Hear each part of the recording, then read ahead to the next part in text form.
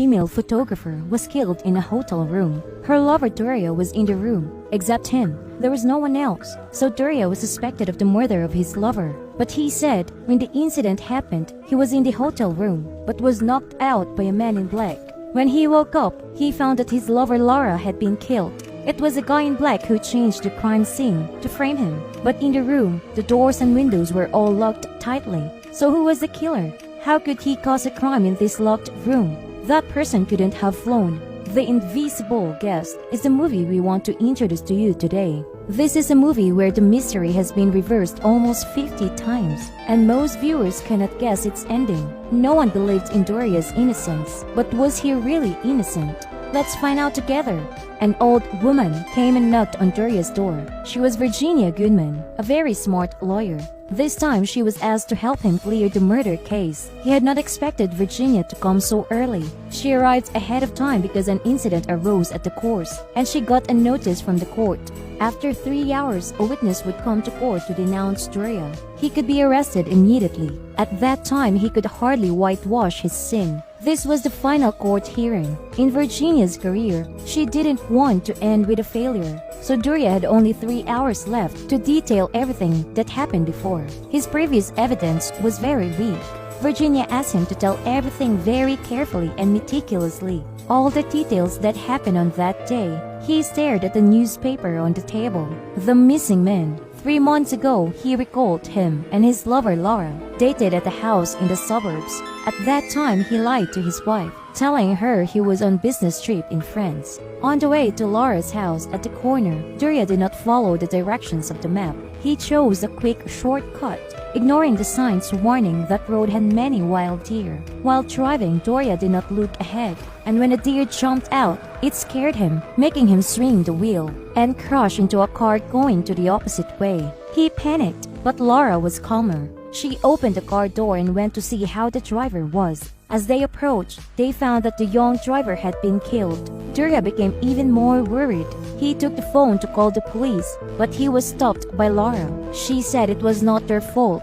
As long as he didn't tell anyone, then surely no one would know the truth. So they returned to the car and quickly left the scene. However, as the car was hit hard, the engine didn't work. At this moment, Laura heard a car coming. She got out of the car, pretending they had an accident.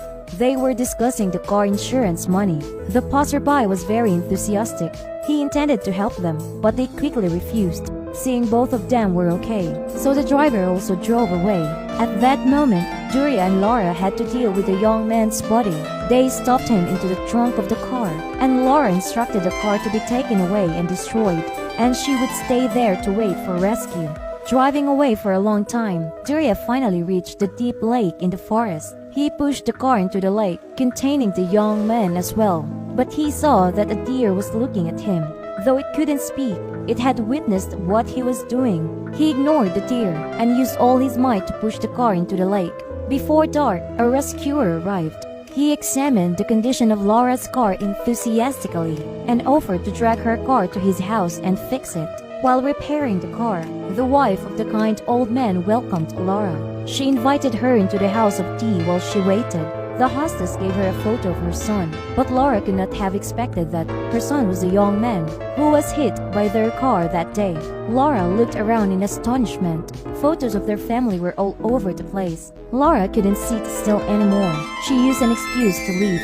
But right then, a friend of the son called the mother because the friend couldn't reach him. She was surprised that her son was neither at home nor going out with friends. Now no one knew where he was.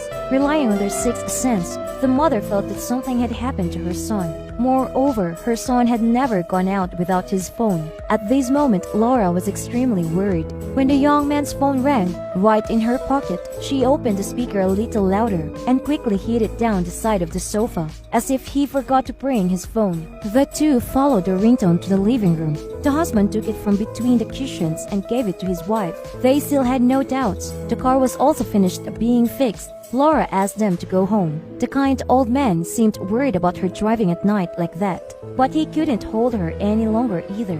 The experience of that day was a real nightmare. Doria took 10 years to build his career to the peak. How could an unfortunate incident happening crash everything? On the following day, he sold the car to the scrap yard, then pretended like he was back from friends. He went to the police station to report the car lost, as if nothing had happened. He returned to his normal life, happy with his wife and children. At this moment, Virginia's phone rang. She got the news that the witness had gone to court. The judge was also on his way. Duria called his lawyer Felix. He said Duria should follow the instructions and learn how to respond with Virginia to win the case. Although Felix was his previous lawyer, he didn't know the situation well. Virginia said, "Everything's under control. We are moving on." Not long after the accident happened, the police called Duria again to the station to coordinate the investigation of the disappearance at the place of the accident. They found traces of 2 cars, so the police suspected Laura was at the scene at that time, and the owner of the car was Duria. He wanted to get rid of the suspicions, so he asked a lawyer to prepare alibi as he went to France, so the police couldn't arrest him. But was this situation linked to Laura being killed? In Doria's version of the story, when this happened, the driver who passed by had watched secretly and saw the whole process when he destroyed the evidence. So he asked them for money to keep silent. But Virginia soon saw Doria's loopholes. She pointed out his loopholes and asked him to answer 3 questions. If he could answer them, then the judge could be persuaded. Firstly, what does the message on the phone mean? Secondly, why didn't the murderer take the money? Thirdly, how can the killer get in and out of the locked room leaving no trace? He couldn't answer. Then, Virginia had a hypothesis based on his responses, based on his fear. So Laura went to the hotel with the money, but the man in black most likely had hidden into the room before. When the two received the message, knowing they had been cheated, they intended to leave. Virginia said the one in black was most likely Thomas, the young man's father. He had a reasonable motive to kill Laura. It was also possible that the envelope was from Thomas. He asked his wife to be a room worker, getting the key to enter the hotel room, killing Laura, creating a fake crime scene to frame Doria, then asked his wife for help again to get away. Now Doria wanted to prove himself innocent. The best way was to blame Thomas. At this moment, Virginia received the call again. Time was running out. They had to make the judge believed Doria was the victim and Laura was the culprit. Virginia suggested finding the sunken car, and inside the trunk there must be Laura's jewelry. Blaming Laura for the car accident and her death by the hands of Thomas would help Doria clear his guilt, but he still refused to say where the car was sunk. The reason was that the other driver at the scene had seen him. If he went to court, he would recognize Doria. Virginia said, actually, there are no witnesses. He can see the judge. He was amazed at Virginia's intelligence. She was really a lawyer who could professionally change black to white. He completely believed Virginia. She was a person to be trusted. After that, Doria marked the place where the car was sunk.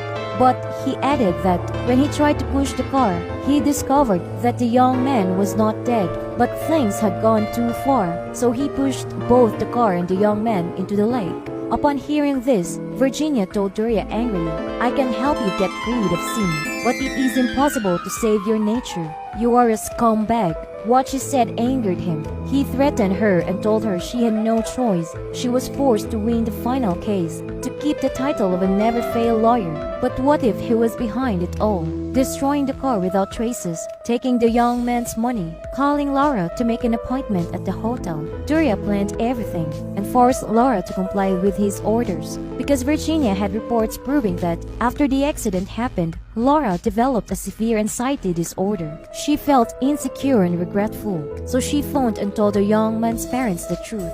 She wanted to take Doria's money and give it to the young man's family, and told Doria to turn himself in together with her. That's why she sent a threatening letter and sent a message with the appointment addressed to him. In the hotel, she waited for her appointment. Moments later, Doria arrived at the hotel, and he made sure that no one had seen him. After that, Laura said everything, but he refused to listen and follow. He frantically beat her to death. After killing her, he injured himself and created a fake crime scene blaming Thomas. Until this moment, he still refused to testify. He said if that was the truth, then Thomas would definitely have gone to the hotel. Because if he knew the truth, why not report it to the police? Virginia said they didn't trust the police in the first place, and they have no evidence proving you had committed murder. She said as she pointed to the window opposite to the building. The one looking at him was Thomas. It was true that Thomas was disappointed with the police, since knowing of his son's disappearance, he had kept an eye on his every move. But this still didn't make Doria admit to murder. He took out a newspaper, showing how to prove Thomas as the murderer. It was completely fabricated by Doria, but his loopholes lay in that this photo had been edited. Virginia pointed out the mirror in the photo.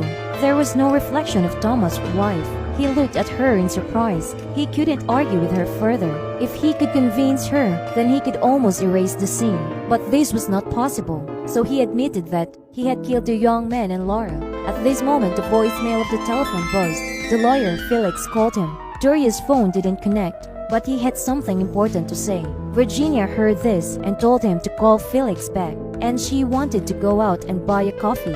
After she left the room, Doria called Felix. It turned out that he had found the passerby who saw him at the accident, and he was also the witness who could denounce Doria.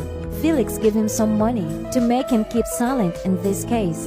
Doria was extremely pleased to say that he had told Virginia everything. He trusted Virginia very much. Suddenly, he heard a shrill electrical noise. That was transmission interference. Immediately afterwards, Doria watched the ink of the pen in his pocket was leaking. He opened the pen and he was surprised because it was actually a recording device. 3 hours had passed. He looked at the opposite building. Thomas and Virginia were standing there. He couldn't understand why until Virginia removed her mask. She was actually Thomas' wife. Now they had all the evidence to put him in jail. From the accident that killed their son to his killing of his girlfriend Laura, they decided to bring all of his sins to light. At this moment, the real Virginia came knocking on his door. Doria could only smile bitterly now. The truth is always the truth. When you are guilty, even if you lie or try to prove yourself innocent, someone will finally find out about your guilt and expose it to the light of the law.